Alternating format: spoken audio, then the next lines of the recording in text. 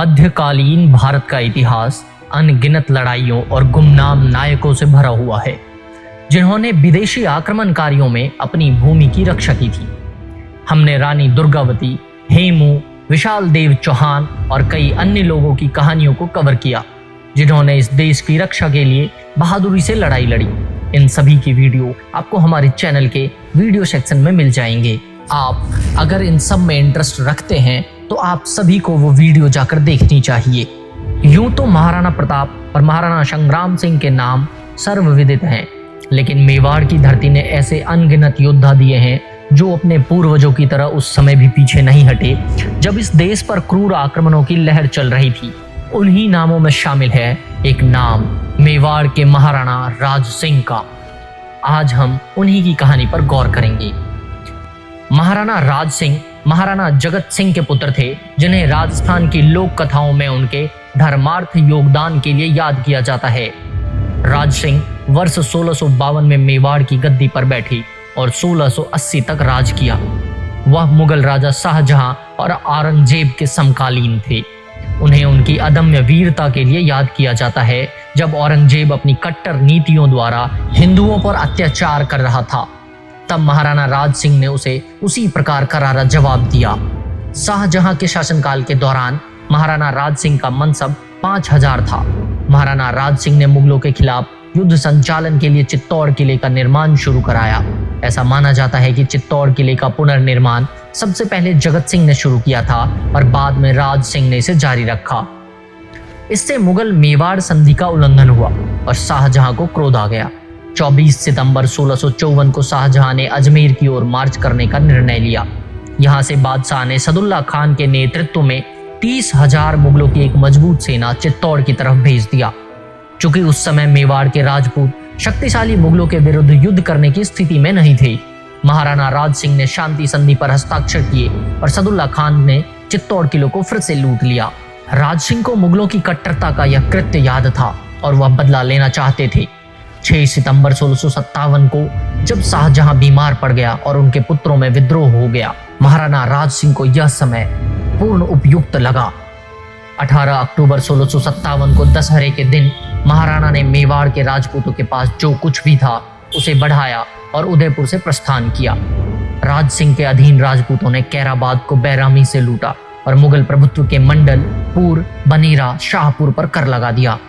उसी समय आलमगीर ने भी अपने पिता के खिलाफ विद्रोह किया और उनका समर्थन हासिल करने के लिए महाराणा से संपर्क किया। राज सिंह ने अपनी कूटनीतिक चाल चली और जब आलमगीर ने समोगढ़ की लड़ाई जीत ली तो आलमगीर ने बदनौर, मांडलगढ़, डूंगरपुर, बांसवाड़ा, बांसबार और ग्यासपुर जिले महाराणा को दे दिए। औरंगजेब ने महाराणा का मनसब भी बढ़ाकर 6000 कर दिया। ऐसी थी राज सिंह की ईमानदारी, लेकिन बाद में आलमगीर की कट्टरता की नीति ने राज सिंह को पूर्व के खिलाफ सशस्त्र विद्रोह करने के लिए मजबूर कर दिया। सबसे पहले वर्ष 1659 में औरंगजेब ने भारत में मुस्लिम कानून की स्थापना के लिए एक फरमान या फिर आज की भाषा में अध्यादेश पारित किया। इसके बाद 1668 में आलमगीर ने अपने मुगल दरबार में नृत्य पर प्रतिबंध लगा दिया। इसके अलावा वर्ष 1669 में उसने हिंदू मंदिरों को ध्वस्त करने का आदेश पारित किया और 2 अप्रैल 1679 को आलमगीर ने हिंदुओं पर जजिया कर फिर से लगा दिया। 1664 में उसने पुराने मंदिरों के पुनर्निर्माण पर भी रोक लगा दी। उस समय आमेर में कुल 66 मंदिर नष्ट किए गए। 1660 में राजकुमारी रूपमती, जिन्हें किशनगढ़ की चारुमती भी कहा जाता है, उनको उनके भाई ने कट्टर औरंगजेब से शादी करने के लिए मजबूर किया। वह औरंगजेब से नफरत करती थी और मुगल से शादी करने के विचार को अपने धर्म के खिलाफ मानती थी। उसने महाराणा को एक विनम्र पत्र लिखा और उनसे अपना सम्मान बचाने और उनसे शादी करने का प्रस्ताव रखा। राज सिंह ने अपनी सेना इकट्ठी की और रानी चारुमती के भाई को उसके साथ शादी करने के लिए मजबूर किया। इससे क्रोधित होकर औरंगजेब ने ग्यासपुर और बसाबर को मेवाड़ से छीन लिया। औरंगजेब का यह क्रोध खूनी युद्ध का संकेत दे रहा था। 23 मार्च 1679 को औरंगजेब ने राज सिंह से मेवाड़ पर जजिया कर लगाने को कहा। वर्ष 1674 में राज सिंह ने देववारी दर्रे को विशाल दीवारों और द्वारों से बंद कर दिया। जब महाराणा ने अजीत सिंह को शरण दी तब मारवाड़ के छोटे राजकुमार ने आलमगीर ने महाराणा को पत्र लिखकर कहा कि अजीत सिंह को मेवाड़ से हटा दें, अन्यथा मेवाड़ को इसका परिणाम भुगतना पड़ेगा। लेकिन बहादुर महाराणा ने जवाब दिया कि मुस्लिम आक्रमण उन्हें अपने कर्तव्य पथ से हटने के लिए मजबूर नहीं कर सकता। 30 नवंबर 1679 को औरंगजेब ने राठौड़ और सिसोदिया गठबंधन को कुचलने के लिए चढ़ाई की। बाद में 1680 में उदयपुर पर कब्जा भी कर लिया और मंदिर को नष्ट करवा दिया। औरंगजेब ने मेवाड़ पर आक्रमण करने के लिए हसन अली खां की कमान में अपनी मुगल सेना भेजी। चूंकि उस समय मेवाड़ की स्थिति बहुत कमजोर थी, इसीलिए महाराणा राज सिंह ने अरावली की पहाड़ियों की ओर पीछे हटने का फैसला किया। मुगलों ने चित्तौड़गढ़ पर कब्जा कर लिया और वहां के 66 मंदिरों को ध्वस्त करवा दिया। आलमगीर 22 मार्च को अजमेर लौट आया। राणा राज सिंह को रोकने के लिए मुगलों ने राजकुमार अकबर को मेवाड़ में छोड़ दिया, लेकिन यह कदम योजना के मुताबिक नहीं चला। राज सिंह ने गुरिल्ला युद्ध किया और मुगल क्षेत्रों पर छापा मारा और उनकी आपूर्ति लाइनें काट दी। चित्तौड़ स्थित शहजादा अकबर का शिविर भी लूट लिया गया। इसके बाद राज सिंह ने शहजादा अकबर का अजमेर से संपर्क तोड़ दिया और उसे हरा दिया। मुगलों को भारी क्षति उठानी पड़ी।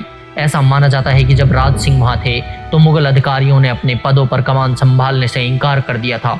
वे महाराणा को खोजने किसी पहाड़ी दर्रे में भी नहीं गए। राज सिंह ने मुगलों के मालवा और गुजरात क्षेत्रों पर भी छापा मारे। राजकुमार भीम सिंह ने ईडर पर कब्जा कर लिया। वडनगर, विशाल नगर और अहमदाबाद को भी लूट लिया गया। भीम सिंह ने 30 छोटी और एक बड़ी मस्जिद को भी नष्ट कर दिया। इसके कारण औरंगजेब ने युवा राजकुमार को मारवाड़ में स्थानांतरित कर दिया और मेवाड़ पर 3 दिशाओं से संयुक्त हमले की योजना बनाई। लेकिन कई बार शिकारी भी शिकार बन जाता है। राणा राज सिंह ने कूटनीति खेली और दुर्गादास राठौड़ के साथ आलमगीर के खिलाफ तख्तापलट के लिए राजकुमार अकबर का समर्थन हासिल किया। युवा राजकुमार ने 1 जनवरी 1681 को खुद को नया मुगल सम्राट घोषित किया, लेकिन 22 अक्टूबर 1680 को राज सिंह की मृत्यु ने सारा खेल बदल दिया। राज सिंह के पुत्र जय सिंह ने भी राजकुमार अकबर का समर्थन किया। मारवाड़ के राठौड़ और मेवाड़ के राजपूत राजकुमार अकबर के साथ अजमेर की ओर बढ़े, जहां आलमगीर स्वयं तैनात था। इस कदम ने औरंगजेब को हैरान कर दिया, लेकिन एक पखवाड़े की देरी से औरंगजेब को अतिरिक्त सेना बुलाने का समय मिल गया। बाद में शहजादा अकबर यानी तहव्वुर खान के दाहिने हाथ द्वारा किए गए विश्वासघात के कारण सारी स्थिति पलट गई। बाद में महाराणा जय सिंह ने 14 जून 1681 को मुगलों के साथ युद्ध समाप्त कर दिया और आलमगीर के साथ संधि पर हस्ताक्षर किए। आरसी मजुमदार के अनुसार औरंगजेब के राजपूत युद्धों का प्रभाव साम्राज्य के लिए विनाशकारी था।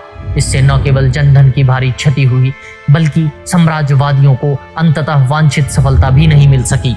धन्यवाद दोस्तों, वीडियो की जानकारी आपको कैसी लगी हमें कमेंट बॉक्स में जरूर बताएं। मिलते हैं अगली वीडियो में, तब तक के लिए हमारे साथ जुड़े रहें। धन्यवाद।